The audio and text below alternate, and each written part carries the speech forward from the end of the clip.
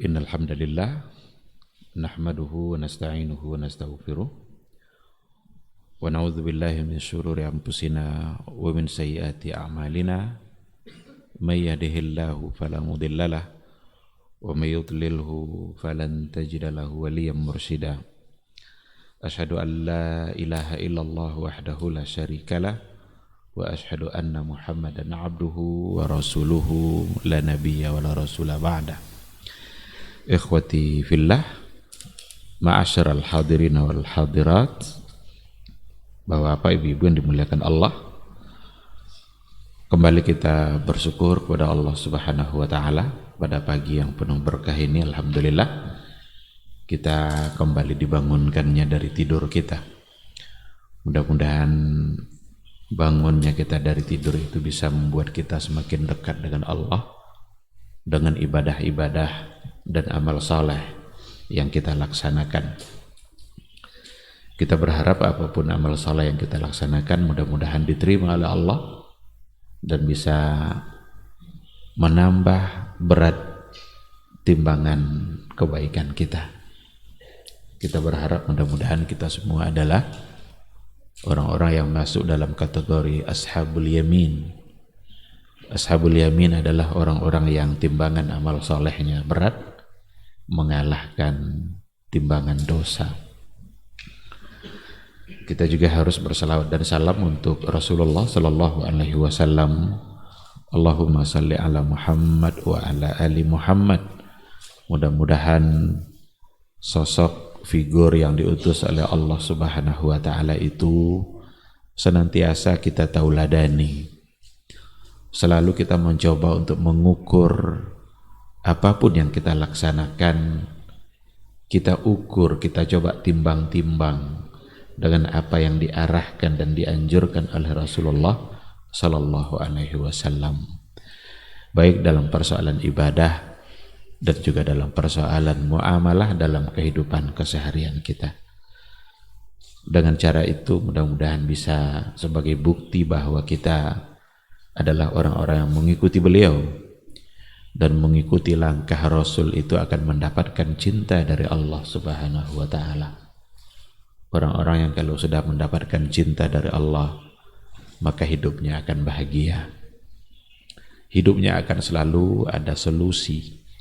Apapun persoalan kehidupan yang dia hadapi, selalu saja diberikan solusi oleh Allah Subhanahu wa taala karena dia dekat dengan yang Maha Pemberi solusi itu. Maka mudah-mudahan kita semua menjadi orang yang taat kepada Allah dan kepada Rasulnya, dan mudah-mudahan di akhirat kelak kita bisa mendapatkan syafaat, mendapatkan pertolongan dari Rasulullah Sallallahu Alaihi Wasallam. Amin, amin ya Rabbal Alamin. Ikhwati fillah, ma'asyiral hadirin wal hadirat, rahimani Allah wa iyyakum. Kembali pada pagi hari ini kita akan melanjutkan kajian tauhid, kajian akidah melalui sebuah buku Al-Usul Ats-Tsalatsah yang sudah disyarahkan oleh banyak para ulama. Di antaranya adalah syarah Syekh Muhammad ibn Shalih Al-Utsaimin. Kita masih berada pada paragraf yang memberikan pesan yang luar biasa bagi kehidupan kita. Penulis, muallif berpesan agar kita memahami, mengetahui dan mengamalkan 3 hal. Dari yang 3 ini 2 sudah kita sampaikan. Kita ingatkan kembali apa yang 2 pertama yang harus menjadi pengetahuan kita untuk kemudian harus kita yakini dan kita amalkan dalam kehidupan kita. Yang pertama, bagaimana kita ini benar-benar meyakini bahwa sesungguhnya Allah Subhanahu wa taala adalah Dia yang menciptakan kita, dan Dia pula yang menjamin rezeki dalam kehidupan kita, serta Dia pula Allah yang tidak membiarkan ruh dan jiwa kita terombang-ambing dalam menjalani kehidupan itu, sehingga Ia utus seorang Rasul yang namanya Muhammad sallallahu alaihi wasallam untuk kita ikuti. Apabila kita ikuti Rasul yang diutus oleh Allah itu, maka kita akan selamat, kita akan masuk surga. Dan kalau seandainya kita mendurhakainya, maka kita tidak akan selamat, dan di akhirat kelak kita akan masuk nerakanya Allah subhanahu wa ta'ala. Ini yang pertama sekali, annallaha khalaqana wa razaqana. Dialah Allah yang telah menciptakan kita, memberi kita rezeki, dan tidak membiarkan kita terkatung-katung kebingungan, tapi Allah utus Rasul. Yang kedua, di antara yang menjadi kewajiban kita agar kita mengerti dan yakin serta amalkan adalah sesungguhnya Allah itu la yarda ayyushraka ma'ahu ahad fi ibadati. Sesungguhnya Allah subhanahu wa ta'ala itu tidak rela kalau seandainya kita dalam beribadah kepadanya lalu kita syirikkan Allah itu dengan yang lain. Kita syirikkan ibadah kita itu yang seharusnya hanya untuk Allah, tapi kita syirikkan dia dengan yang lain. Yang lain ini meskipun makhluk Allah yang paling dekat dengan Allah, Allah tidak rela. Siapa itu? Malakun muqarrabun. La malakun muqarrabun wala nabiyyun mursal. Meskipun yang kita syirikkan dengan Allah itu malakun muqarrab, malaikat yang dekat dengan Allah. Siapa itu malakun muqarrabun itu? Malakun muqarrabun itu seperti Jibril. Jibril adalah itu petinggi malaikat, pembesar malaikat, pemuka malaikat itu adalah Jibril. Jibril, Mikail, Israfil itu malakun muqarrab, atau malaikat-malaikat yang membawa arasnya Allah, karena wa yahmilu arsya rabbika yawma idzin fawqahum yawma idzin thamaniyah. Jadi ada malaikat-malaikat yang memikul arasnya Allah subhanahu wa ta'ala. Tentu dia adalah makhluk yang paling dekat dengan Allah. Samaniyah, 8. Wa yahmilu arsya rabbika fawqahum yawma idzin samaniyah, 8 ini dipahami oleh para ulama di antara maknanya samaniyah sufuf, 8 saf yang ada bersaf-saf para malaikat yang memikul arasnya Allah subhanahu wa ta'ala, dan itu di hari kiamat kelak, dan jumlahnya kita tidak tahu berapa jumlahnya. Ada yang memaknai 8 itu 8 malaikat, dan ini semua adalah makhluk-makhluk Allah, dan itu persoalan gaib yang kita tidak mungkin tahu kecuali kalau ada informasinya dari Rasulullah atau dari Allah secara langsung. Seandainya perkara gaib itu tidak diberitahukan oleh Allah dan oleh Rasulullah sallallahu alaihi wasallam, maka mustahil kita akan bisa tahu. Nah, itu adalah para malaikat yang dekat dengan Allah. Wala nabiyyun mursal. Dan juga tidak boleh kita syirikkan Allah itu dengan yang paling dekat dengan dia, yaitu Nabi yang diutus. Siapa Nabi yang diutus? Nabi Muhammad sallallahu alaihi wasallam, Nabi Ibrahim alaihi salam, Nabi Musa. Itu adalah nabi-nabi yang diutus. Para nabi diutus oleh Allah, nabi dan rasul. Nabi Ibrahim disebut dalam Al-Quran, Nabi Musa disebut dalam Al-Quran. Tentu adalah orang-orang yang dicintai oleh Allah. Ulul azmi itu orang-orang yang menunjukkan kesabaran yang luar biasa. Tetapi kita dalam beribadah kita tetap tidak dibolehkan untuk mensyirikkan Allah, menduakan Allah dengan orang yang meskipun orang itu sangat dekat dengan Allah subhanahu wa ta'ala. dalam doa kita murni hanya meminta kepada Allah Subhanahu wa taala. Karena iyyaka na'budu wa iyyaka nasta'in. Hanya Engkau tempat kami menyembah, yang kami ibadahi itu hanya Engkau ya Allah, wa iyyaka nasta'in, dan hanya Engkau tempat kami meminta ya Allah. Berarti tidak boleh kita duakan Allah dalam meminta. Kalau kita punya hajat, murnilah minta solusi hajat kita itu kepada hanya Allah saja. Kalau seandainya kita sudah ikutkan yang lain, maka itu sudah tidak dibolehkan, karena doa itu benar-benar hanya kepada Allah Subhanahu wa taala. Kalau seandainya mensyirikkan Allah dengan malaikat yang mulia saja, dengan malaikat yang sangat dekat dengan Allah, dan dengan nabi yang diutus oleh Allah Subhanahu wa taala, kalau dengan itu saja tidak boleh, apalagi dengan orang-orang yang ada di bawah itu, para orang-orang soleh, para orang-orang dianggap wali.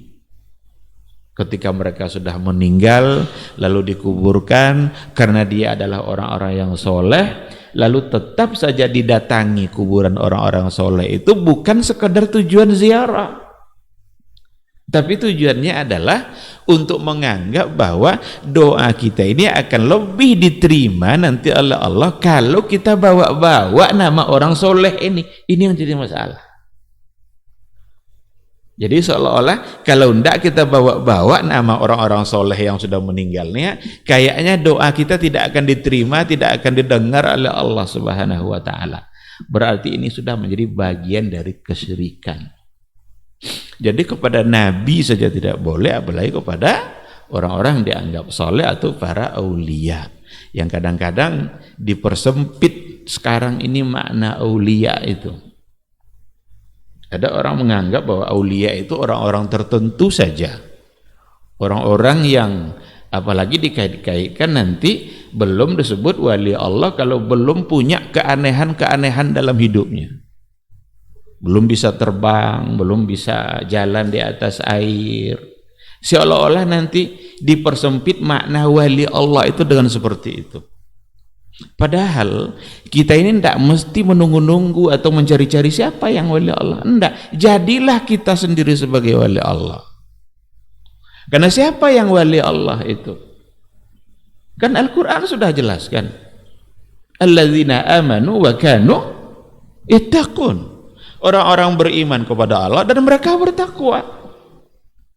Ala inna awliya Allahi la khawfun alaihim wa lahum yahzanun. Sesungguhnya wali-wali Allah itu tidak ada khawatirnya, tidak ada takutnya, tidak ada gelisahnya dalam kehidupan ini. Tidak ada rasa sedihnya, tidak perlu dia sedih karena solusinya ada, dia dekat dengan Allah. Mereka adalah orang-orang beriman kepada Allah, dan orang-orang menunjukkan imannya itu, membuktikan imannya itu dengan ketakwaan dalam kehidupannya. Maka kalau seandainya kita beriman kepada Allah dan kita buktikan iman kita itu dengan ketakwaan kita jauhi maksiat-maksiat, kita dekati ketaatan-ketaatan yang dianjurkannya, kita amalkan apa yang diperintahkan, sesungguhnya kita sudah menjadi wali Allah Subhanahu wa ta'ala. Jadi tidak mesti melihat-lihat nanti hal-hal yang dalam kehidupan ini, kalau belum ada yang aneh-aneh, belum disebut sebagai wali Allah. Ini pemahaman yang keliru, pemahaman yang salah. Kita semua bisa menjadi wali Allah, bahkan harus menjadi wali Allah, karena di situ ada kemuliaan. Dekatlah dengan Allah, laksanakan kewajiban-kewajiban kita, sempurnakan dengan hal-hal yang disunnahkan. Bukankah itu akan mendapatkan cinta Allah? Ma taqarraba ilayya abdi bi syai'in ahabbu ilaihi mimma aftaradtu alaih. Tidaklah hambaku itu mendekatkan diri kepadaku lebih saya cintai dengan cara ketika ia mengerjakan apa yang saya fardukan. Wala yazalu 'abdi yataqarrabu ilayya bin nawafil hatta uhibbah. Dan senantiasa hambaku itu mendekatkan diri kepada saya bin nawafil, dengan hal-hal yang disunnahkan. Tadi pertama yang fardu kan, kemudian yang disunnahkan, hatta uhibbah, sampai pada akhirnya saya mencintainya. Jadi dalam kehidupan kita ini ada hal-hal yang difardukan oleh Allah. Cara yang paling dicintai oleh Allah untuk mendekatkan diri kita kepadanya adalah dengan mengerjakan yang diwajibkan itu. Salat subuh wajib, ini cara paling dicintai oleh Allah untuk mendekatkan diri kita kepadanya. Maka Allah sangat mencintai orang-orang yang bangun di waktu subuh dan ia mengerjakan salat subuh. Bahkan Allah memberikan jaminan. Man sallas subha fahuwa fi zimmatillah. Barang siapa yang mengerjakan salat subuh, maka dia berada dalam jaminan Allah Subhanahu wa taala. Ada dalam perlindungan Allah Subhanahu wa taala. Maka itu kita kerjakan. Lalu diikutkan dengan an-nawafil. Kalau sudah digabung yang fardu dan yang nawafil tadi, hatta uhibbah, sampai pada akhirnya saya mencintai dia. Fa iza ahbabtuhu, kalau saya sudah mencintainya, kata Allah, saya ini kuntu yadahu allazi yabsitu biha, saya ini menjadi tangannya. Jadi saya ini menjadi tangan dia. Apa maksudnya? Tangan dia itu takkan pernah lagi melakukan sesuatu yang tidak saya cintai. Saya akan menjadi mata yang dia ketika dia melihat. Saya akan menjadi telinganya ketika dia mendengar. Berarti telinga orang-orang yang dekat dengan Allah tak akan pernah digunakannya untuk mendengarkan hal-hal yang dimurkai oleh Allah. Mata orang-orang yang dekat dengan Allah tak akan pernah digunakannya untuk memandang hal-hal yang tidak diridhai oleh Allah. Kakinya orang-orang yang dekat dengan Allah, orang-orang yang dicintai Allah, tidak akan lagi digunakan melangkahkan ke tempat-tempat maksiat dan dosa. Dan itulah wali Allah itu. Maka tidak usah kita tunggu-tunggu. Siapa yang wali Allah sekarang ini? Nah, jadilah kita sendiri sebagai wali Allah. Berupayalah untuk dekat dengan Allah. Dengan cara apa? Mengerjakan hal-hal yang diwajibkannya dan menyempurnakannya dengan hal-hal yang disunnahkannya. Kalau itu yang sudah dilakukan, yakinlah, wa may yattaqillaha yaj'al lahu makhraja wa yarzuqhu min haitsu la yahtasib.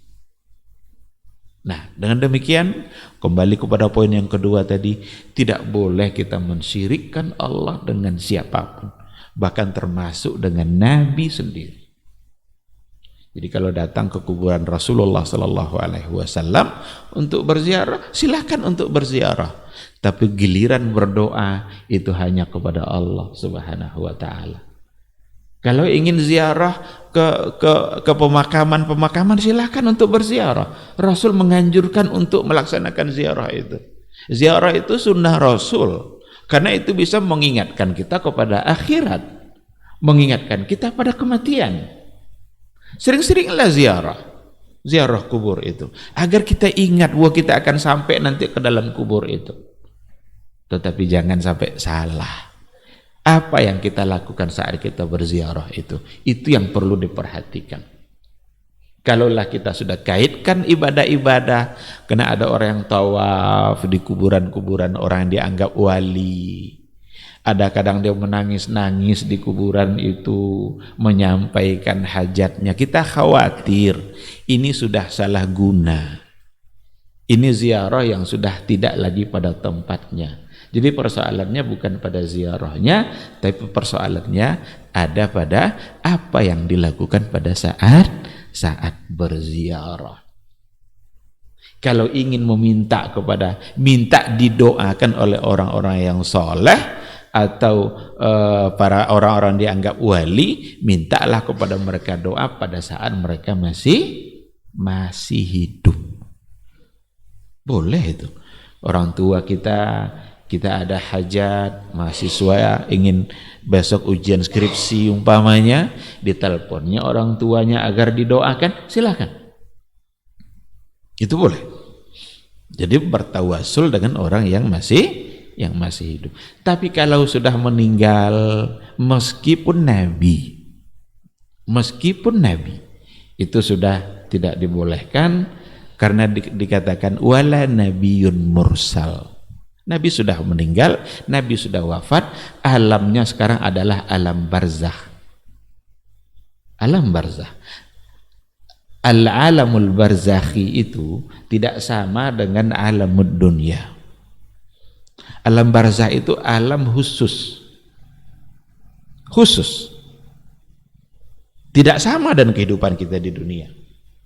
Nabi sekarang sudah berada pada posisi alam barzakh itu. Karena alam dunia sudah dia lewati ketika dia sudah selesai mengerjakan tugas-tugasnya. Bukan, tidak boleh disamakan. Dan dia tidak mungkin lagi untuk keluar dari alam itu. Oleh karena itu sangat tidak tepat kalau seandainya ada orang yang mengaku-ngaku ketemu dengan Nabi dia saat dia terbangun, saat sadar begini nih. Ini tidak sesuai dengan apa yang diyakini sebenarnya oleh Ahlussunnah wal Jamaah. Tidak sesuai dengan yang diyakini oleh Rasulullah dengan para sahabatnya sendiri. Karena alamnya sudah tidak sama. Adapun hadis, ketika dikatakan ada hadis dan hadisnya sahih, tinggal bagaimana memahami, dan kita lihat apa yang dipahami oleh para ulama. Man ra'ani fil manam fasayarani fil yaqadhah au faka'annama yarani fil yaqadhah. Jadi ada satu riwayat yang tanpa au ka'annama, tapi banyak riwayat yang lain di mana di situ ada syak dari rawinya, dikatakan au ka'annama yarani fil yaqadhah. Jadi hadis itu man ra'ani fil manam, siapa yang melihat saya bermimpi ketemu dengan saya, fasayarani fil yaqadhah, maka dia akan melihat saya secara yaqadhah, secara sadar waktu bangun. Ada riwayat seperti itu. Tetapi ada syakkum minar rawi. Ada yang diragukan oleh rawinya, seperti yang ada dalam Sahih Muslim, au faka'annama yarani fil yaqadhah, atau seolah-olah dia melihat saya saat terbangun. Fa inna syaitana la yatamatsalu bi, karena sesungguhnya syaitan itu tidak bisa menyerupai saya. Nah, jadi ketika dikatakan fasayarani fil yaqadhah, ini yang harus kita lihat apa pahamnya oleh para ulama. Bagaimana ulama memahami hadis ini? Ternyata ada banyak maksud. Yang pertama di antara mereka mengatakan, ya karena tidak ada syakku minar rawi, berarti kalau diambil makna yang keduanya tidak mesti dipersoalkan lagi, karena memang kemungkinan bertemu dalam keadaan mimpi, melihat saat mimpi itu bisa. Karena ada riwayat banyak yang mengatakan seperti itu. Sebab syaitan tidak bisa menyerupai Rasul. Nah, tapi ketika diambil makna yang pertama, melihat pada saat yaqadhah, disinilah para ulama memberikan pemahaman untuk hadis itu. Di antara maknanya yang pertama adalah bahwa hadis itu ketika dikatakan sayarani fil yaqadhah, itu adalah untuk orang yang hidup pada masa Nabi, yang hidup pada masa Rasulullah Shallallahu Alaihi Wasallam. Jadi ketika ada di antara mereka yang bermimpi ketemu dengan Nabi, maka akan ditemukan dia oleh Allah dengan Nabi itu sendiri pada saatnya nanti, pada waktunya sebelum wafat. Itu di antara maknanya. Lalu ada yang juga mengartikan nanti di hari akhirat akan ketemu dengan Rasul di akhirat. Ada yang menjawab, oh kalau seandainya nanti di hari akhirat, bukankah tanpa mimpi pun akan ketemu dengan Nabi? Nah, tapi diberikan lagi penjelasan bahwa yang pernah bermimpi dengan Rasul akan bisa saja mendapatkan satu bentuk kemuliaan dan kedekatan nanti ketika bertemu dengan Rasulullah Sallallahu Alaihi Wasallam. Nah, yang memahami bahwa ketemu, ada satu kelompok yang memahami bahwasanya bisa ketemu dengan Nabi saat tersadar dan bangun berdasarkan hadis itu hanya orang sufi, hanya kelompok-kelompok sufi. Yang oleh Imam Al-Qurtubi mengatakan bahwa keyakinan mereka seperti itu fasid wa mungkar. Fasid, rusak itu sebuah kemungkaran karena sudah tidak memungkinkan lagi. Perlu diketahui bahwa Rasul itu tidak mungkin diserupai oleh syaitan, tidak mungkin. Tapi syaitan bisa ngaku-ngaku Rasul. Bedakan itu. Jadi syaitan tidak bisa menyerupai Rasul, tapi syaitan bisa ngaku-ngaku kalau dia adalah Rasul. Kalau ngaku-ngaku apa salahnya? Apa payahnya? Orang hari ini aja banyak ngaku-ngaku Nabi juga. Ya. Tapi kalau menyerupai tidak bisa. Dan ini salah satu cara Allah dalam menjaga syariat Islam ini. Cara Allah dalam menjaga syariat Islam. Seandainya lah syaitan itu bisa menyerupai Rasul itu, lalu menyerupai dia dan dia sampaikan berbagai macam hal nanti terkait dengan agama, dan ternyata dia bukanlah Rasul tapi syaitan. Tidak bisa menyerupai saja, banyak orang yang mengaku-ngaku bahwa dia ketemu dengan Nabi lalu memberikan pesan-pesan agama kepada dia dalam persoalan ibadah. Kalau itu yang terjadi, jangan-jangan syaitan yang mengaku-ngaku sebagai Rasul. Karena syariat Islam sudah sempurna. Syariat Islam sudah sangat sempurna. Ada pula yang baru-baru ini yang heboh, yang berceramah di Kementerian Agama yang menyampaikan bahwa Islam tak akan pernah sempurna, karena tidak ada yang sempurna di dunia ini. Jadi ayat al-yauma akmaltu lakum dinakum itu oleh dia adalah bahwa sesungguhnya Rasul sudah sempurna menyampaikan tugasnya, tapi Islam belum. Lalu apanya yang sudah sempurna? Jelas ayat itu, al-yauma akmaltu lakum dinakum, hari ini kami sempurnakan agamamu. Bukankah itu ayat yang menunjukkan kesempurnaan Islam? Ayat itu sekali lagi menunjukkan kesempurnaan agama Islam. Karena sudah sempurna itulah Rasul itu wafat, dan tak satu pun yang disembunyikan oleh Rasulullah Sallallahu Alaihi Wasallam dari apa yang dianjurkan oleh Allah untuk disampaikan. Ketika ada orang yang ngaku-ngaku hari ini ketemu Nabi lalu memberikan sebuah amalan yang harus dilaksanakan, dia sedang menuduh bahwa sesungguhnya Rasul belum sempurna menyampaikan syariatnya. Baru datang lagi tahun ini lalu disampaikannya hanya kepada dia pula disampaikan. Ini harus berhati-hati. Ini persoalan syariat, persoalan agama. Jadi Islam sudah sempurna. Ikhwati fillah, ma'asyiral hadirin wal hadirat, rahimani Allahu wa iyyakum.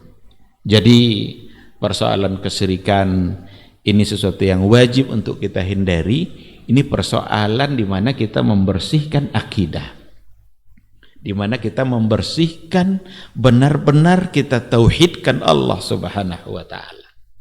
Maka kalau kita lihat nomor 1 dan nomor 2 yang ada pada paragraf ini, sesungguhnya adalah kembali kepada bentuk-bentuk akidah itu sendiri.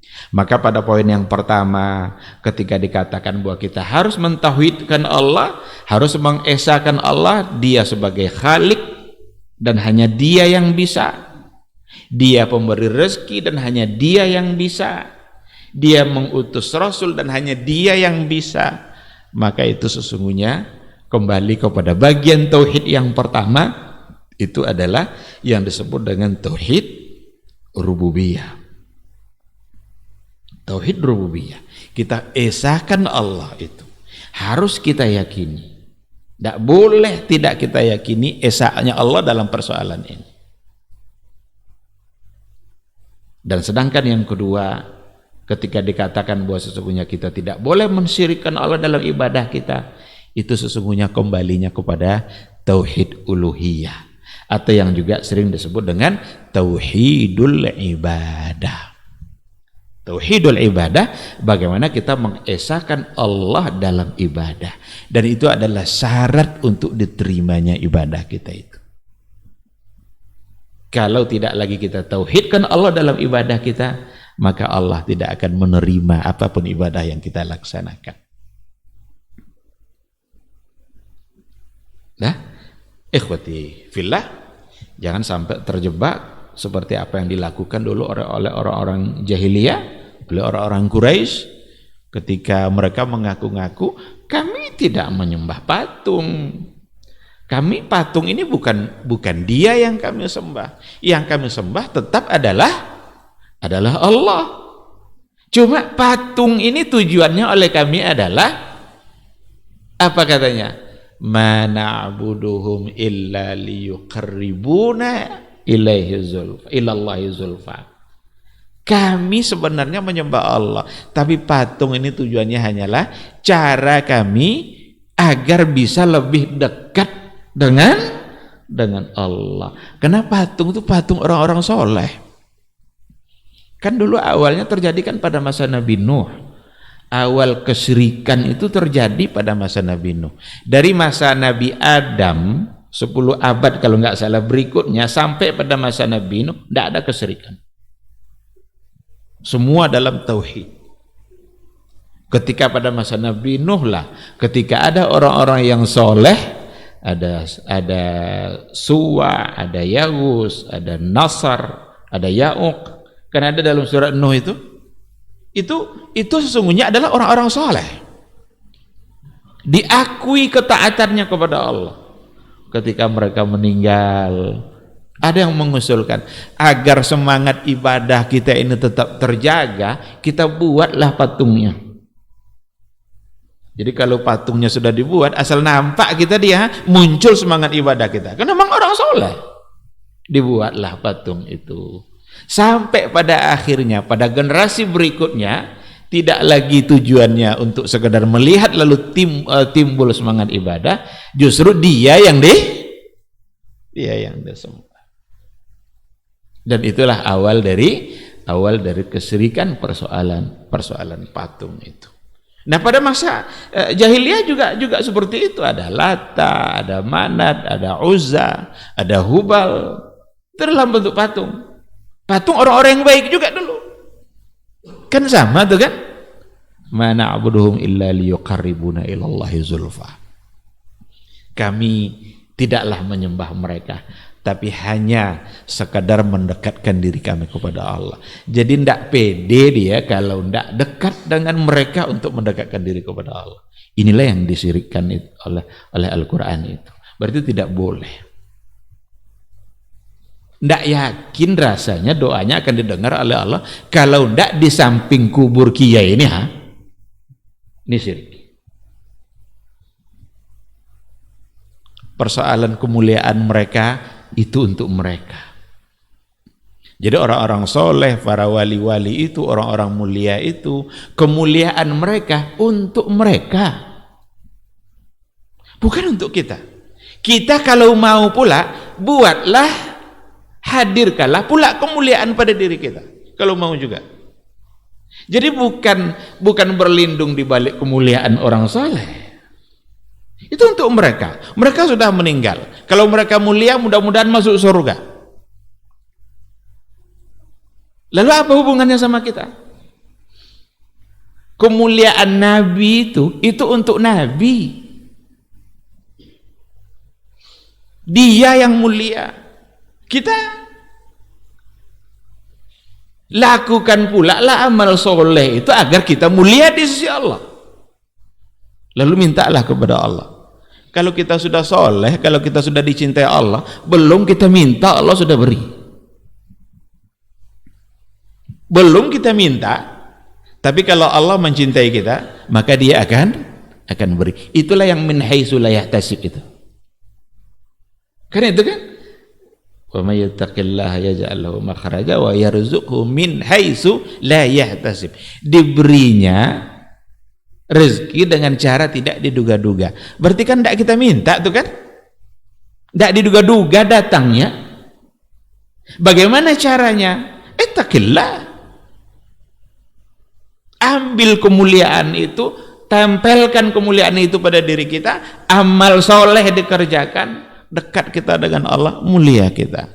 Jadi jangan berlindung di balik kemuliaan orang. Allah tidak mau dia seperti itu kan. Karena kita sudah menempatkan mereka orang-orang soleh, bahkan menempatkan Rasul itu sendiri tidak lagi sebagai Rasul, tetapi sudah kita anggap dia sebagai dia yang bisa mengabulkan doa atau menyampaikan doa kita kepada Allah, padahal dia sudah wafat. Perkara ada kan Rasul itu bisa menjawab salam itu sesuai dengan keadaan alam barzahnya. Kalau kita berselawat kepada Rasulullah Sallallahu Alaihi Wasallam, atau kalau kita bersalam kepada beliau, nanti bisa salam kita itu sampai kepada Rasul dan dijawab oleh Rasul, itu sesuai dengan keadaan alam barzahnya. Bukan berarti Rasul itu hidup lagi seperti kita hidup. Ada kaidah oleh ulama hadis, orang-orang yang ketemu dengan Rasul itu sahabat. Berarti kalau hari ini orang ketemu sama Rasul, dia sahabat. Lalu kita yang ketemu dengan dia yang ketemu tadi, kita tabi'in. Karena orang ketemu dengan sahabat adalah tabi'in. Yang ketemu Rasul langsung saat dia hidup itu sahabat. Sekarang kalau ada orang ngaku-ngaku ketemu, dia baca zikirnya habisnya ketemu Nabi, saat tersadar bangun datang Nabi itu bukan karomah itu. Karomah itu agar diketahui, karomah itu tidak ada rekayasa. Jadi kalau kita amalkan ini bisa terbang, itu wali syaitan itu. Itu rekayasa itu. Yang karomah itu tidak disadari oleh orang yang soleh, bahkan itu bisa terjadi pada dirinya. Dan bahkan dia tidak bisa lagi mengulangnya. Karena hanya semata-mata Allah yang menginginkan untuk memberikan itu. Berapa banyaknya itu yang pernah terjadi pada orang-orang yang soleh. Bisa terjadi, karomah itu bisa terjadi, tapi tanpa rekayasa. Kalaulah seandainya bisa direkayasa seperti itu, mungkin Nabi dulu tidak perlu dia capek-capek, kan Nabi hijrah kan. Karena Nabi lah orang yang paling dekat dengan Allah sedunia ini, Nabi yang paling dekat dengan Allah, dia yang makhluk paling mulia di sisi Allah.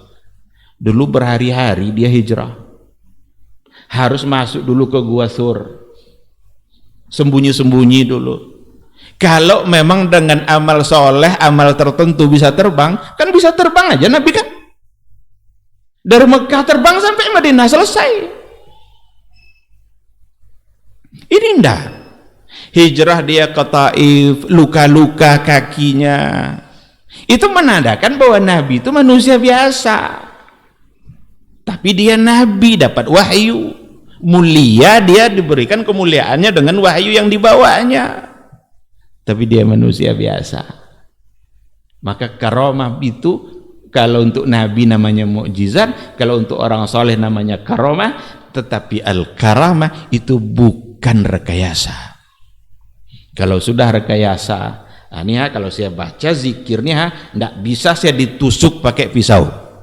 Ini waspadai. Ini jangan-jangan wali syaitan, bukan lagi wali Allah Subhanahu wa taala. Karena Nabi saja terluka ketika dilempar dulu waktu hijrah ke Taif oleh orang-orang Taif.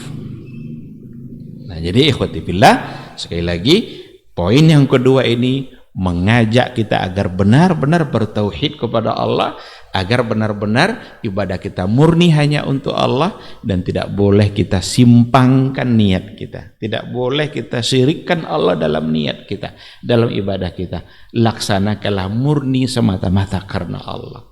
Berdoa mintalah kepada Allah, minta rezeki mintalah hanya kepada Allah saja. Jangan minta rezeki kepada selain Allah atau dengan cara-cara syirik yang tidak diizinkan oleh Allah Subhanahu wa taala.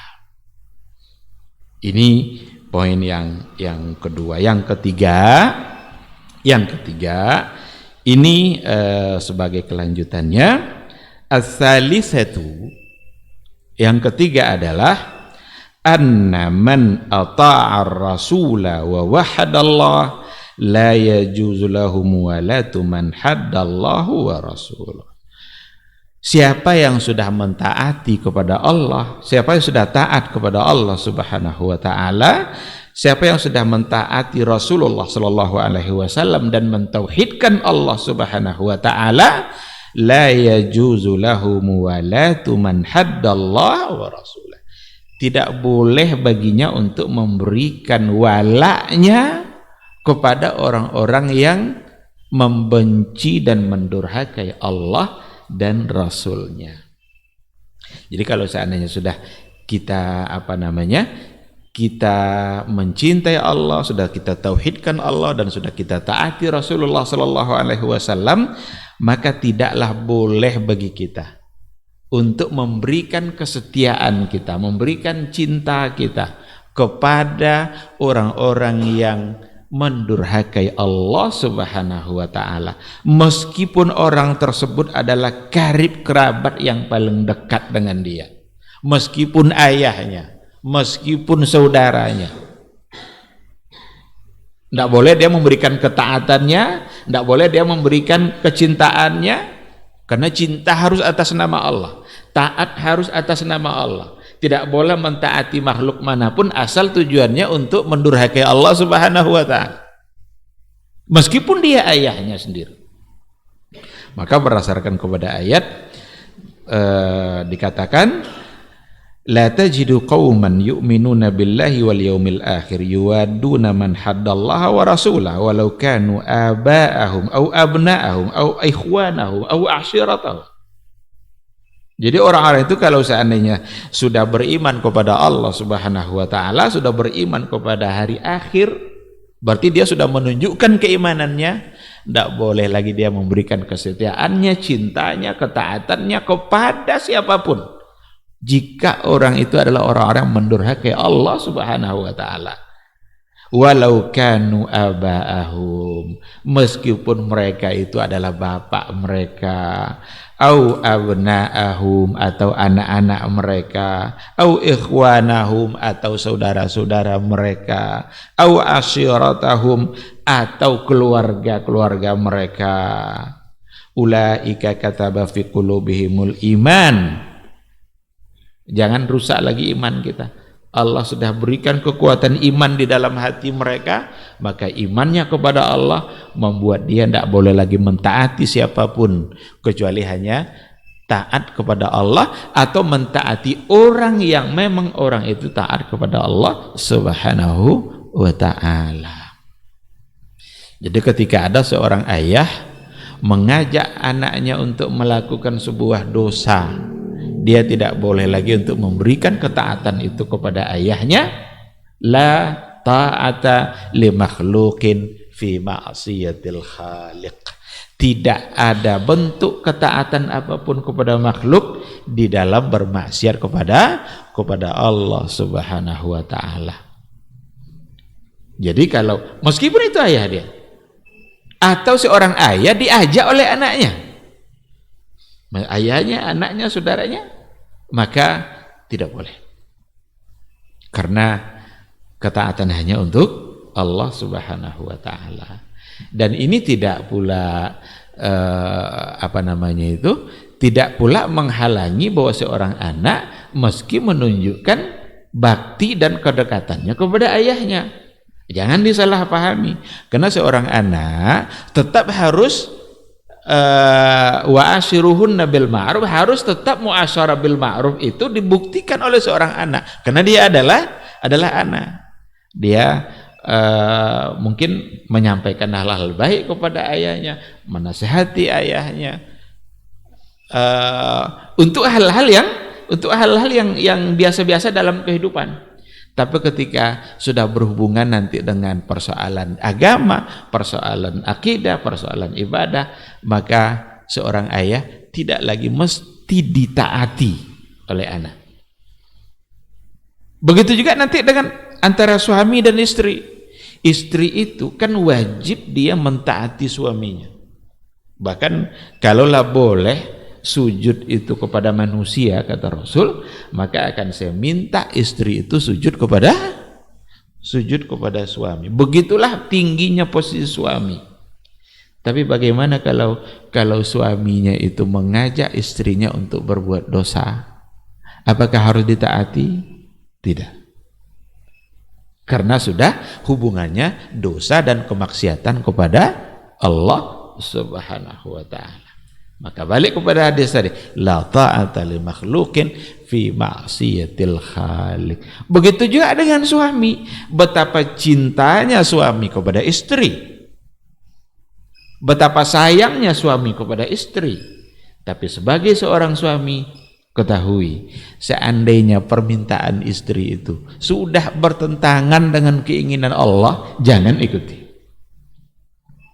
Seandainya sudah mendurhakai Allah, tidak lagi untuk ketaatan, berarti tidak boleh lagi memberikan kesetiaannya, cintanya, ketaatannya, karena akan membuat dia dimurkai oleh Allah Subhanahu wa taala.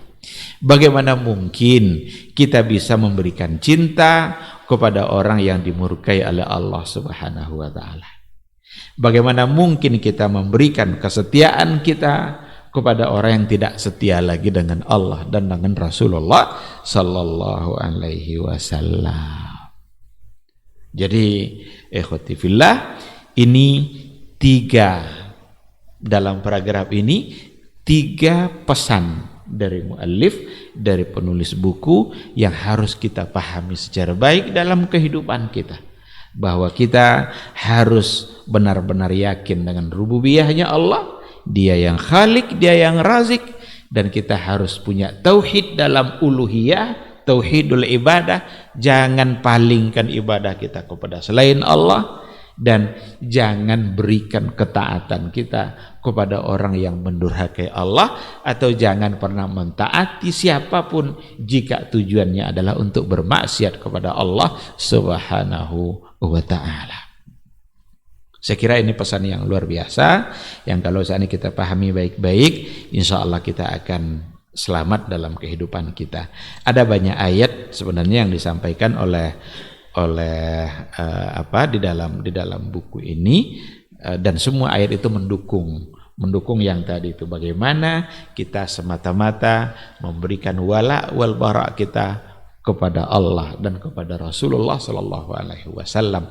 Kesetiaan kita hanyalah untuk Allah, ketaatan kita hanyalah untuk Allah dan Rasulnya. Kalau ketaatan kepada orang, harus dasarnya adalah taat kepada Allah. Jika untuk dosa dan maksiat, meskipun ayah kita, meskipun anak kita, meskipun istri kita, maka kita tidak boleh lagi memberikan ketaatan, karena yang akan kita dapat justru adalah murka dari Allah Subhanahu wa ta'ala. Mungkin ini yang kita bahas pada pagi ini. Saya berikan lebih banyak sisa waktu untuk bertanya jawab. Seandainya ada yang perlu untuk dipertanyakan, didiskusikan, dipersilahkan.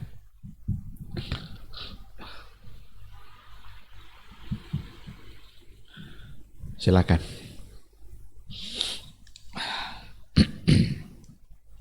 Silakan. Waalaikumsalam warahmatullahi.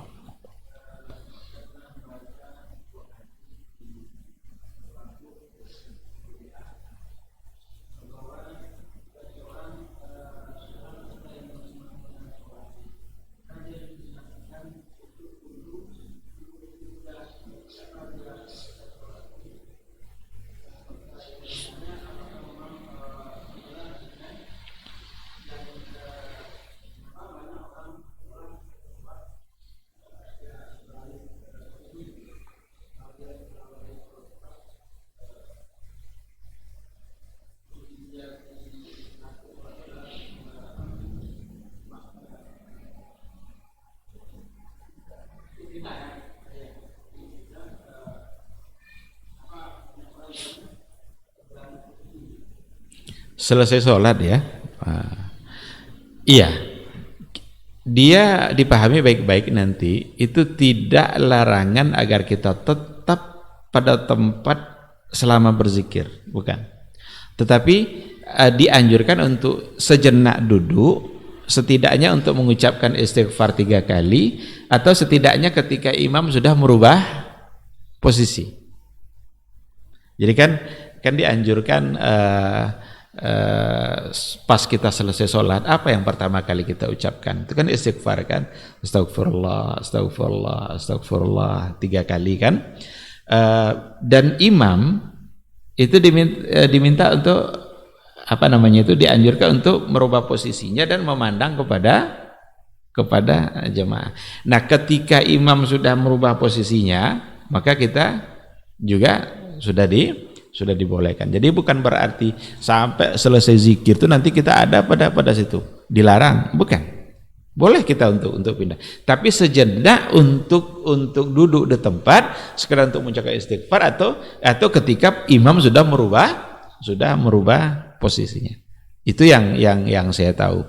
Tapi kalau larangan bahwa selama berzikir sampai selesai zikir kita itu harus di tempat di mana kita sholat, saya kira itu tidak. Wallahu a'lam, saya tidak tahu hadis yang menganjurkan seperti itu. Tapi kalau untuk berdiam sejenak itu ada memang. Sekedar istighfar 3 kali dan sambil juga menunggu imam merubah posisinya. Wallahu a'lam.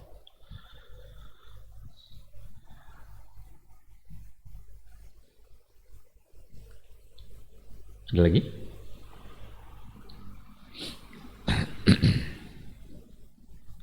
Silakan.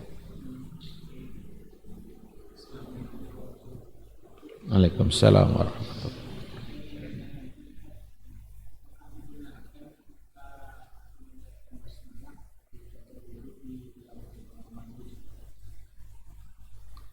Iya. Hukum asalnya sebenarnya tempat qada hajat itu berbeda dengan tempat wudu. Seharusnya kalau bisa itu dibuat, itu yang bagus. Jadi qada hajat itu orang keluarnya itu dalam keadaan berhadas. Tapi kalau tempat berwudu orang keluarnya dalam keadaan suci. Tetapi di kita hari ini sudah menyatu. Kan sudah menyatu kan? Di mana kita mandi, di situ kita qada hajat, dan di situ juga kita akan berwudu. Sementara zikir secara lisan itu tidak dibolehkan pada saat kita berada pada tempat-tempat seperti qada hajat itu. Zikir secara lisan tidak dibolehkan. Nah, oleh karena itu, seandainya memang itu yang terjadi pada kita, dan memang rata-rata seperti itu, oleh karena itu bisa kita ucapkan tapi tidak dengan talafuz lisannya, tetapi hanya di dalam hati kita. Bahkan doa pun jangan di situ. Keluar dulu dari pintu itu, dan nanti pas kita keluar dari pintu itu kita bisa untuk, kan ada dianjurkan doa setelah berwudu, bahkan salah satu dari apa namanya itu untuk mendapatkan syafaat dari Rasulullah Shallallahu Alaihi Wasallam kan. Maka tidak dengan mentalafuzkannya, tapi bisa dengan hati.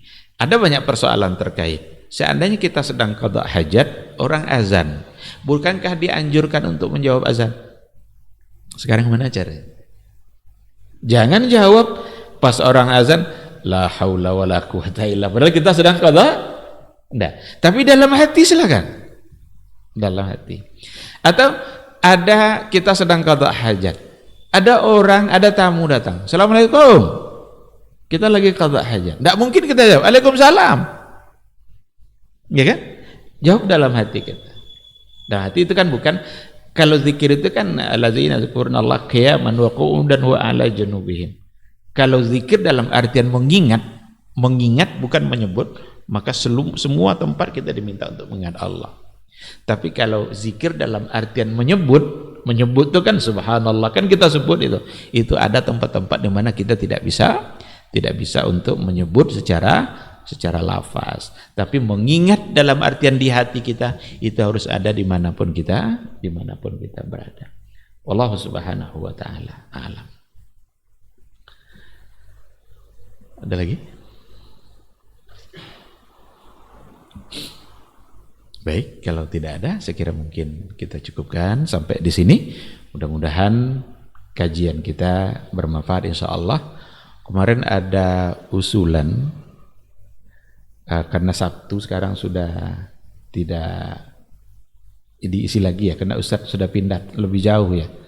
Katanya Ustadz sudah pindah ke Palas sana, jadi kalau subuh memang kita harus kasihan dengan dia, menempuh jarak begitu jauh, sepi mungkin ya agak sulit. Jadi ada usulan kalau saat ini kajian kita ini kita pindahkan ke hari Sabtu, dan mungkin setiap Sabtu. Cuma tengok nanti, kalau kita setuju, saya tengok pula saya nanti gitu. Karena saya Sabtu biasanya ngajar di Pasca walaupun daring, tapi insya Allah bisa mungkin diatur waktunya. Insya Allah kita rapatkan lagi dan kita umumkan mungkin di WA group, mungkin nanti kalau seandainya kita setuju bisa kita mulai minggu depan insya Allah. Itu saja yang bisa disampaikan. Mudah-mudahan bermanfaat dan semoga majelis kita ini adalah ibadah bagi kita yang bisa menambah amalan soleh dan kebaikan kita di sisi Allah Azza wa Jalla. Semoga kita semakin mulia dan semakin taat dengan ilmu yang kita miliki dan dengan amal yang didasarkan kepada ilmu. Amin amin ya rabbal alamin.